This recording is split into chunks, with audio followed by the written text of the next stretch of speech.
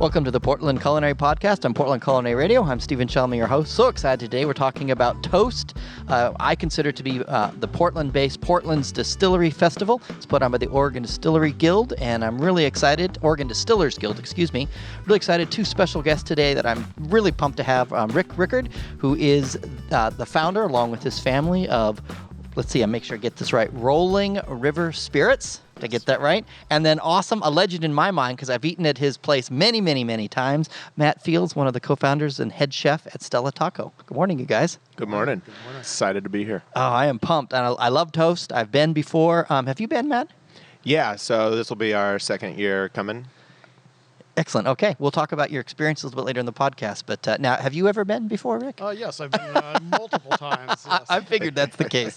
All right. So for people that don't know, what's your what is Toast, Rick? Toast is an opportunity to taste a wide variety of spirits from across the Northwest. From actually, we have some vendors that come in from around the country, and actually, we've had people from other places out of the nation.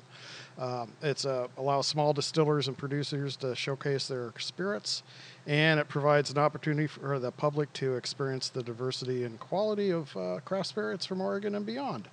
And you've got a new location this year, which I'm pretty excited about. Yes, we're working at the Tiffany Center this year, which is Southwest Morrison and 14th Avenue, on Saturday, March 24th.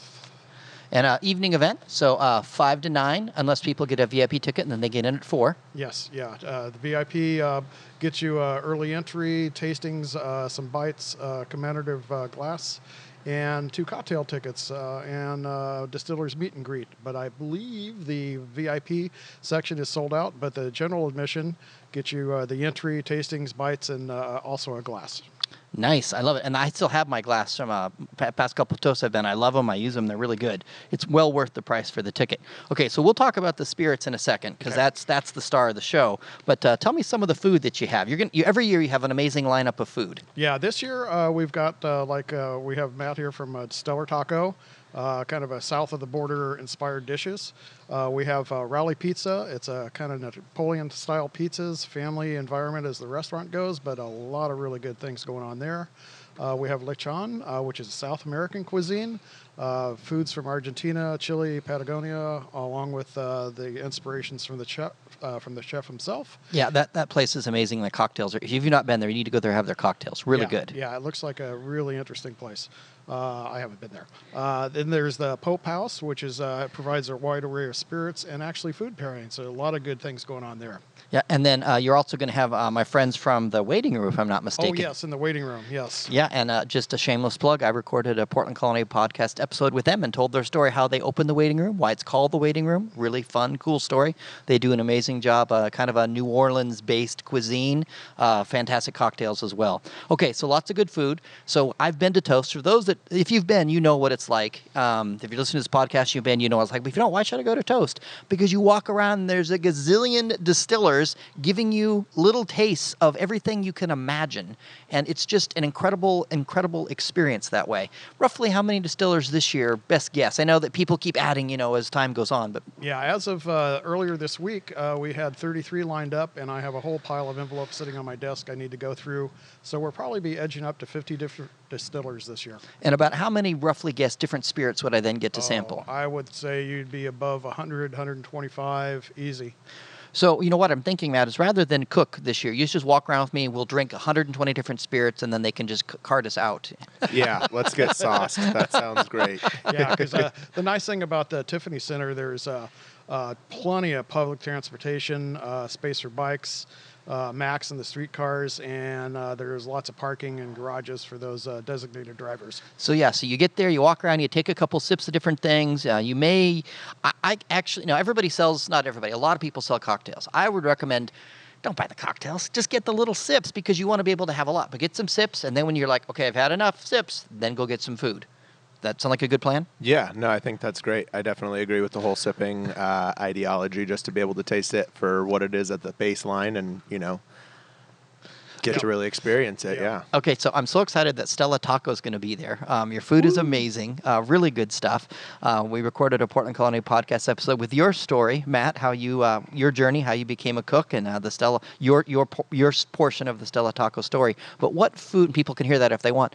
But what will you guys be serving at Toast this year? So we're really excited to be bringing something that we think is going to pair well with all the different spirits and distilled beverages that are going to be there as well. But we're going to be bringing a grilled vegetable roll-up, and it's going to be rolled up in a flour tortilla with some green chili queso kind of as the binder to it all. So nice, fresh, but filling, so it'll stick to your gut. And perfect for people that are vegetarians then. Yep. Okay, so now my girlfriend, on social media, I call her Diana Prince because she's my Wonder Woman. So she's private. Nice. She doesn't want to have her identity out there. But she loves hot sauce that, like, I'm a wimp. I can't do hot sauce. But she absolutely loves it. So will you have some hot sauces, that she could like? She likes to sweat when she eats. Yeah, no, definitely. We have a couple different hot sauces. One of our favorite ones is we call it the Triple X sauce, and it's just made with habaneros, serranos, and jalapenos. So it's got a lot of heat both in the nose and the mouth. So I can get your normal, you just get the wrap and put like some green salsa on it, wimpy salsa, but then she can get your, what's it called, the Triple X sauce. The Triple X We'll sauce. have some mild there for you too, though. Okay, for sure. perfect, exactly. Yeah. All right, and then probably everywhere between the Triple X and the mild, there's other options in between. Absolutely. Oh man, okay, and then I'll have some of that, and then I'll go find some tequila somewhere or some gin. To cool it off, yeah. Yeah, exactly. All right, so Rick, what are some of the stuff that you're bringing? Well, right now we have more than 14 different spirits, but I think we're going to restrict it to about 6. We'll do the vodka, which is my favorite. I'm a vodka guy, so the vodka is really good. We do my wife's gin. Then my son has a whole array of aquavits, so we'll be bringing 3 of those. Our flagship Oli, we'll be doing a brown bear. And then a wild boar, which is a very limited release, but we'll do a little tasting on it as long as it lasts. And then we'll do a pepper spirit, which is we do the habanero and a Trinidad scorpion. I'll probably bring the scorpion, but I control the capsaicin level on it, so I can make it mild, hot, or pop your eyeballs out. We'll probably just bring the mild hot. And then we do a coffee spirit for you. It's basically your morning coffee at 80 proof. Now you gotta bring the pop your eyeballs out because there's a lot of chili heads in Portland. Yeah. What is it? August 4 in Portland is the Portland Hot Sauce Festival. Yeah, right there at OMSI. And so I bet you if you bring, and then I just bring it and charge extra for the taste of that, man. That's $2 or $3 because those chili heads are crazy and they'd love to have that stuff. Yeah, we're definitely considering that because I have multiple styles of the hot peppers. And then we're going to try some of your stuff at the end of the podcast. Would you be okay to drink some alcohol, Matt? Is that all right with you? Yeah, I'm totally fine with that. Okay, so Twist my arm. I look at this list of the people that are coming, and I just so excited. 4 Spirits, I love their stuff. They do a habanero rum that is just fantastic. They're partnering with a friend of mine, Tina. She has Saucy Minx Barbecue, and she's going to do her mango habanero barbecue with the 4 Spirits habanero rum. It's going to be amazing. It sounds good. Yeah, it's fantastic. Ben Distillery, Crater Lake Spirits. Always love what they do. I've got some of their ginger vodka. Have you had that before? Yes, I have had a taste. It is Yeah. real Oh, tasty. man, I love it. Impressive. That is really good. Very impressive.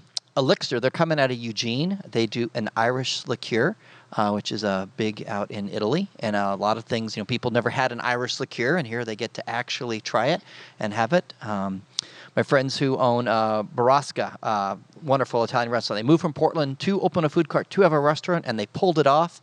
They're just fantastic people, and I've been bugging them. We should do like an Irish cocktail event, because it's what you grew up drinking. Yeah. Right. Have you ever had an Irish liqueur? I have not, but I am super excited to have the opportunity to try some Iris. Iris? Irish liqueur, yeah. They Irish make liqueur, liqueur from yeah. this Irish flower. It's just, and it's really good. Freeland Spirits, I had their gin just this last December, all women distillery. They make really good gin. Of course, I love gin. You said you like vodka, Rick? Yes, I'm a vodka guy. Okay, so what do you do with your vodka? When you have a cocktail, what is it? It's usually neat, or I'll do a very light, sweep it over the top cranberry juice. Oh, cranberry. Yeah. So for Christmas, we were supposed to make a special dish. So we did some really fun puff pastry with some great cheese, and then we did a vodka cranberry martini. There you go. And we used some Clear Creek Distilling cranberry liqueur. Okay. So you might want to pick up some of that and put just a dash of that in your vodka instead of your cranberry juice. You might like it. Yep, it might be real tasty. Next level. Yes.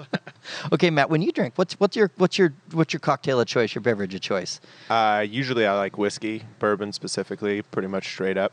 Last night was definitely Blanton's bourbon night for us. Yeah. Fantastic. I got to go out there last year and tour their facility. So pretty awesome. Delicious stuff. And you noticed that the little horse on top.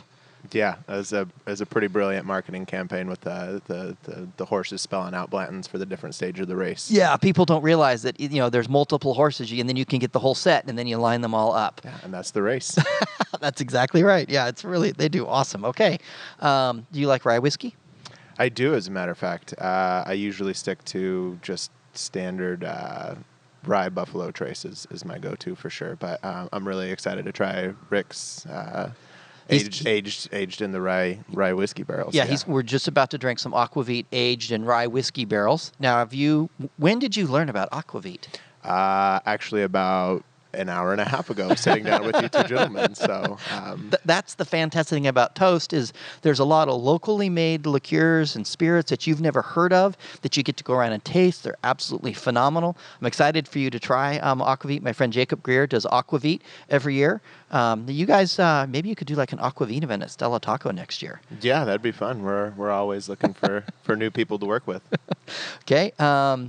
Let's see. Oh, Pilot House Spirits. They're out from Astoria. That's another cool thing about the event is that if you if you don't travel around like state, you get to try ones. I was out at Astoria for Festival of Dark Arts at Fort George. Stopped in there, picked up a bottle of their Bar Pilot cucumber flavored vodka.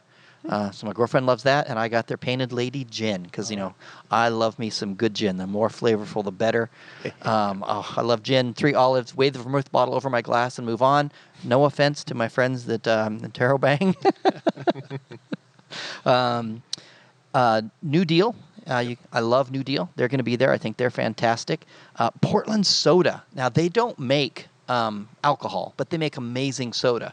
Portland Radler Festival is one of my events, and last year they provided soda to some of the brewers to make a Radler, which is half beer, half fruit soda. So there's something for everybody. This Rolling River's pretty good. Have you heard of them, Matt?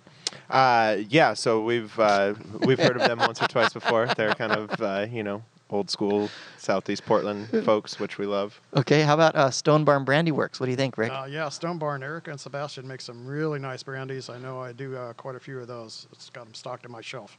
Yes, then they always seem to have something new and interesting. They're very creative. I just mentioned a couple of the other ones I'm excited. Trail Distilling, I had their gin last week, actually, at Distillery. Stormbreaker every year does their Distillery event, a beer and spirits pairing, which is a lot of fun. And I got to try their gin. They paired with Coin Toss Brewing, my friend Tim Hull out there. Here's one that I've never had their spirits yet. I haven't had it, but we recently started following each other on Instagram, Wanderback. I think they're out in Madras, out in Eastern Oregon somewhere. They're new kids on the block, at least as far as the guild goes. Yeah, and I don't know their story. I don't know their stuff, but I'm going to get to go and try their stuff. I'm going to find them and say, "Hey, you guys at Wanderback," and I'm going to have fun and enjoy it. That's what makes Toast really cool. So if you know spirits, you can walk around, find new ones, see your friends, try cool stuff. If you don't know, go on a little culinary adventure and try some spirits, have some food, get yourself a Stella Taco. And tell me again about the wrap. It's not a wrap. It's a we're calling it a roll-up. A roll-up, okay. Yeah. So it'll be, it's grilled veggies. So I'll have some squash in there and flour tortilla all binded together with some green chili queso. I love queso. Queso is so good.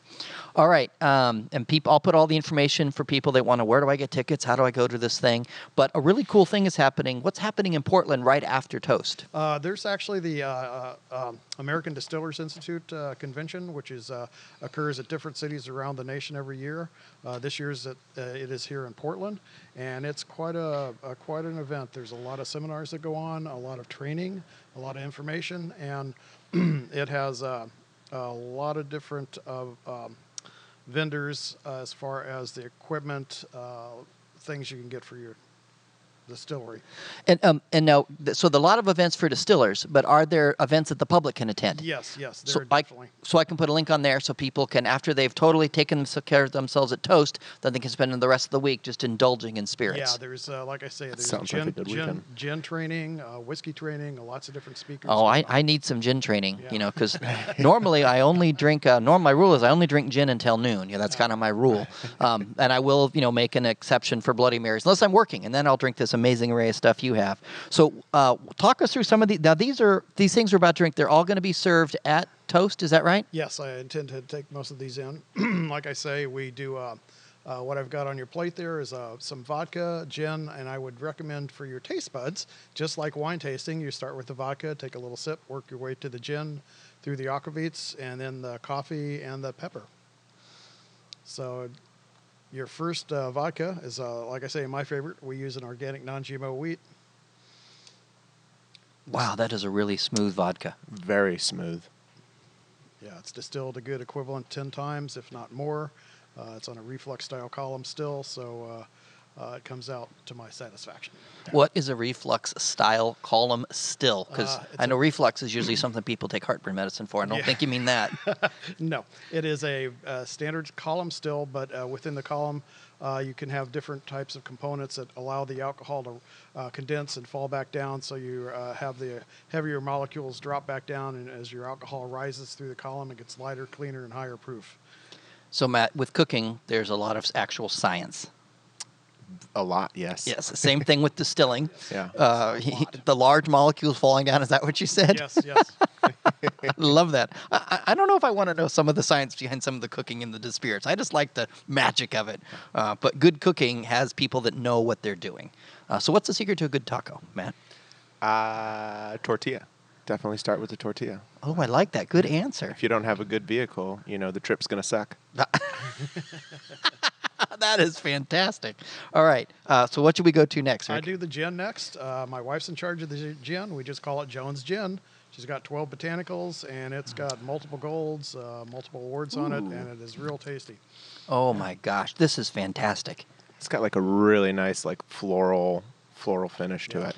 Yeah, because, my gin martinis, I just have gin and 3 olives. I don't want anything else. I want that really, fragrant, flavorful gin, and this nails it. Yeah, that's what she likes on her gin, so she made sure that it qualified for her taste buds. Okay, and then what do we go to next? I would do the next one is the Oli, which is our flagship aquavit. It is traditionally you'd pair up an aquavit with a different course as you eat and drink all day, and this one would be the front end of the meal traditionally, and it's for appetizers, breads, cheeses. We actually marinate salmon in it and toss it on the barbecue. Oh man, I bet that's delicious. It is wonderful. The dill really pulls out because it's a caraway, fennel, dill, and it's 8 total of 8 botanicals. It's got like a triple gold, best in show, numerous bronzes, so it's pretty tasty stuff. Well, I got to say, you definitely set the bar really high for all the other aquavits because this is the first aquavit that I've had, and I could drink that all day. Yeah. So 2 years ago for Aquavit Week, Rick at Lardo, he made there's a caraway sandwich, beef weck sandwich in Buffalo. It's got caraway seed on the bun, a little bit of caraway in the sandwich. Okay. So he made a Aquavit Bloody Mary and a caraway a sandwich for Aquavit Week. Maybe you guys could do like a caraway taco for Aquavit Week this year. I would be certainly interested into that. Sure, there could be something that could be evolved from that. And maybe I might know a guy that could have some aquavit. You could do a pairing somewhere, some event somewhere for that week. I think that'll help with the inspiration for sure. Really nice aquavit. I love it. Actually, we need to throw the credit to my son. He's our master distiller, and he has the taste buds that come up with these recipes. Yeah, this is really good. I love aquavit. Isn't it kind of fun to discover new spirits? It is, yeah. Okay, which one's next? Okay, the next one would be the Brown Bear. It is a caraway, fennel, orange peel, lemon peel, hops that we actually grow in our yard. And then we age it in used rye whiskey barrels. Puts a totally different twist on it. Okay, so I love me some rye whiskey. So this is aquavit aged in rye whiskey barrels. Yes. Wow. Yeah. Speechless. I wish you could see the look on Matt's face. He's happily stunned. Yep. Yeah, it's one of those that traditionally aquavit can be served room temperature, cool, ice cold out of the freezer, or warm, i.e. body temperature, like out of a flask. This one works really well out of the flask, and it's more towards the main meal, your heavier dishes, your steaks, tacos, anything that has a lot of substance to it. Yeah, I could take some real cheesy tacos with this, and I would love it. Cheese and fat and pork and happiness, and then this would just cut right through. Yeah, anything just nice and fatty and Yeah, just yeah. that would Perfect go pairing. really good. Perfect pairing. Yeah, this is a very unctuous aquavit. This is amazing. I love like the color on it too. Yeah. That's yeah. like The yolk always provides a nice color.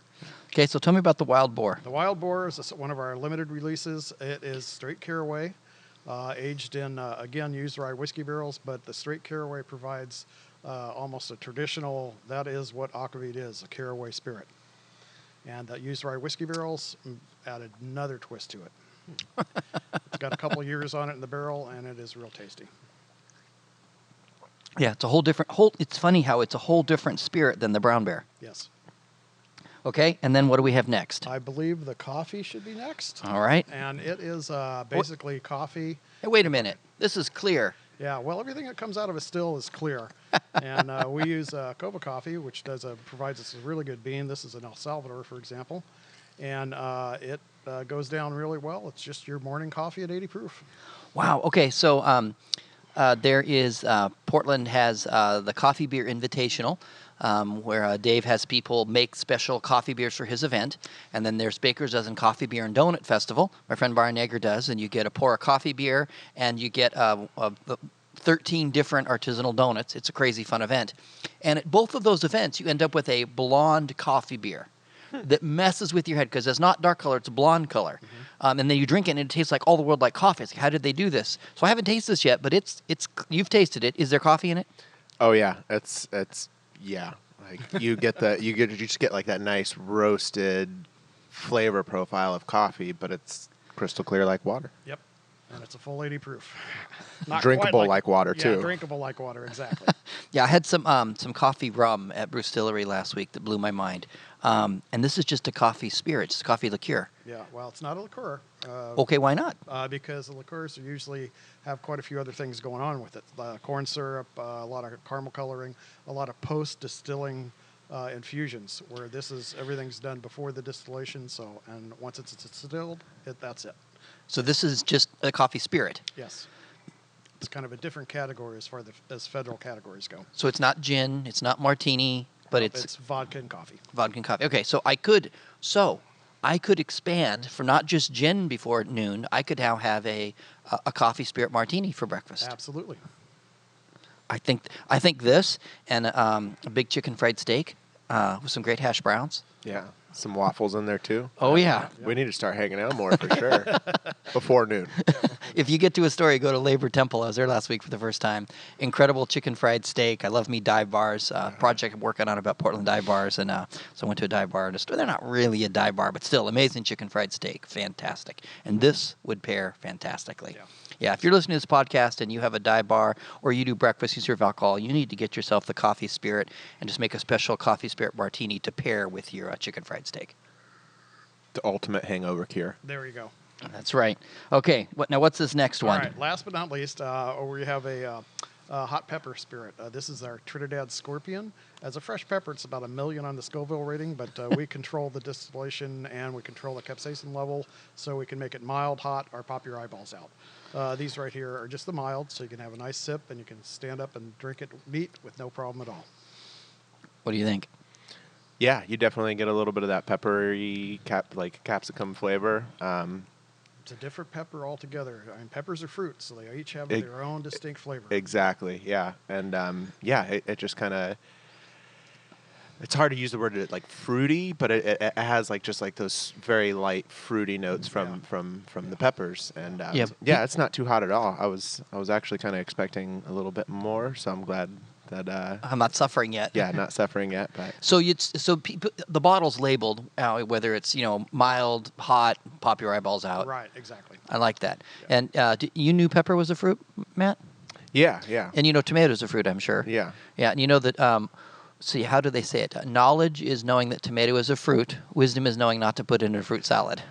Yes. Age-old saying.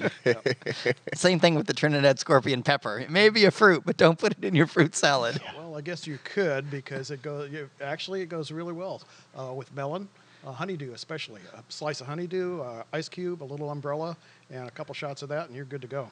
Nice. Oh, that dog will hunt. Okay, so which taco would I pair this with off of your menu? I would definitely go for the fried avocado. There you go. You get like Perfect. it's kind of fatty, but this will definitely cut that and add a little bit of spice to it. Yep. And so our fried avocado at the shop just comes with a little bit of house slaw, which is like a vinegar and oil base, and a cashew ranch dressing that's vegan. A little bit of cotija cheese. It's a vegetarian option, can be vegan without the cheese, and that would pair really well with that. When I first tried that, I instantly thought like putting that in agua frescas, which is like agua de melon, and that would be a killer cocktail. Yep. Oh, that sounds awesome. All right, guys, thank you so much. I'm really excited for Toast. If you listen to this podcast, the Toast happens every year, early in the year, roughly in March, kind of sometimes January, sometimes March. Just go to the Oregon Distillers Guild website, and they'll have information about it. I promote it every year because I absolutely love it. We're previewing and talking about the 2018 version, but I know people listen to this podcast a year later, and so go to the 2019 or the 2020 version. You just get to walk around, try sips of amazing different cocktails, amazing different spirits, meet some fantastic people, and thanks to awesome chefs like Matt, have some great food. Woo! Yeah. Exactly. All right. Cheers, everyone.